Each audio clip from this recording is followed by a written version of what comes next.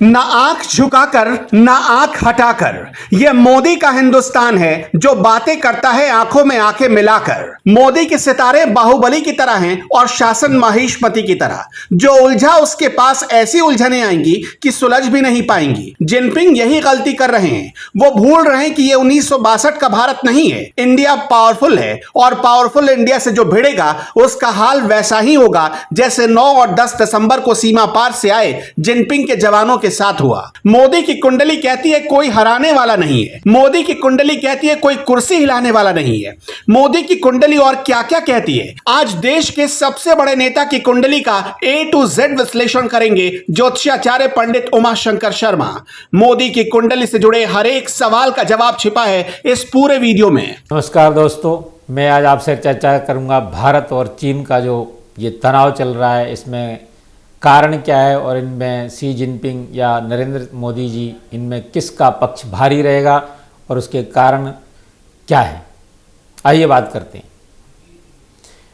तो हम अगर बात करते हैं नरेंद्र मोदी जी कुंडली की, तो उनकी कुंडली में चंद्र मंगल लगन में ही हैं। और अगर हम बात करते हैं जो उनकी दशा चल रही है इस समय, उस दशा के अकॉर्डिंग जो है अंतर्दशा में राहु चल रहा है, प्रत्यंतर दशा में केतु चल रहा है। तो हम ये देखना चाहते हैं, ये इंडिकेशन देता है कि अगर हम अपने किसी भी निर्णय में पीछे झुकने वाले नहीं हैं और ना ही हम दबने वाले हैं। जो दशा चल रही है, मंगल की महादशा चल रही है, राहु की अंतर्दशा चल रही है और केतु की प्रत्यंतर दशा 28 दिसंबर 2022 तक रहेगी। अगर हम इस पे ध्यान दें और इस बात को समझें कि ये जो दशा चल रही है 6 दिसंबर से लेके 28 दिसंबर 2022 तक मोदी की कुंडली में मंगल की महादशा, राहु की अंतर्दशा और केतु की प्रत्यंतर दशा चल रही है। जो 6 दिसंबर से लेकर 28 दिसंबर तक प्रत्यंतर में केतु चल रहा है, वो थोड़ा सा मानसिक संतुलन या मानसिक तनाव जरूर दे सकता है, लेकिन वो एकादश भाव में है और बुध के साथ है। बुध वहाँ उच्च का है जो उनकी बुद्धि को, उनके विचारों को और दृढ़ता प्रदान करता है। और वो पंचम भाव में राहु है, मंगल लगन में है। तो ये कहीं से भी संभव नहीं है कि मोदी जी शी जिनपिंग के आगे झुक जाएं और भारत का पलड़ा ऊपर ना रखें। अगर बात की जाए तो शी जिनपिंग की जो राशि बनती है नाम के अकॉर्डिंग, वो कुंभ राशि बनती है। तो कुंभ राशि का शनि जो लॉर्ड है वो इस समय मकर राशि में बैठा हुआ है और वो बहुत ही, अगर देखा जाए तो वो परेशानी वाली स्थिति में है। मकर राशि का शनि होता है, वो हमारे पूर्व किए हुए पुण्य को फल नहीं दे पाता, पुण्यों का फल नहीं देता। वो हमारे कुछ ना कुछ किए हुए पाप जो होते हैं, उन पापों का फल हमें भुगतना ही पड़ता है। तो शी जिनपिंग को अपने पहले के किए हुए पापों का फल भोगने का समय आ गया है और उनको इसमें झुकना ही पड़ेगा।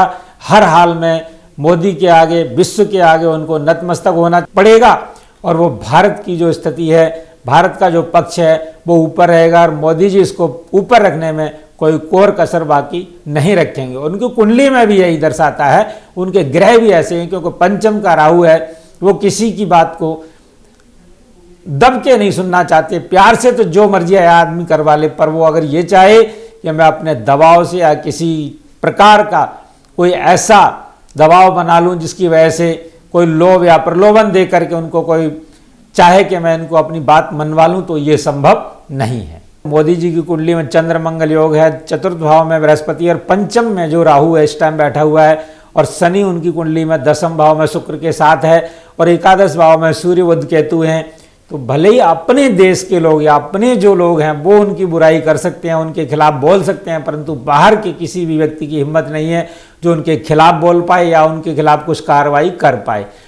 शी जिनपिंग की कुंडली में जो शनि, उनकी राशि के हिसाब से जो राशि बनती है उनकी, वो कुंभ बनती है और कुंभ राशि का जो स्वामी है वो शनि है। वो इस टाइम मकर में बैठा हुआ है इस समय पे और मकर का स्वामी आपके पूर्व किए हुए पापों को भुगतने के लिए आपको तैयार रहना चाहिए। ऐसा कॉम्बिनेशन ज्योतिष शास्त्र में बनता है।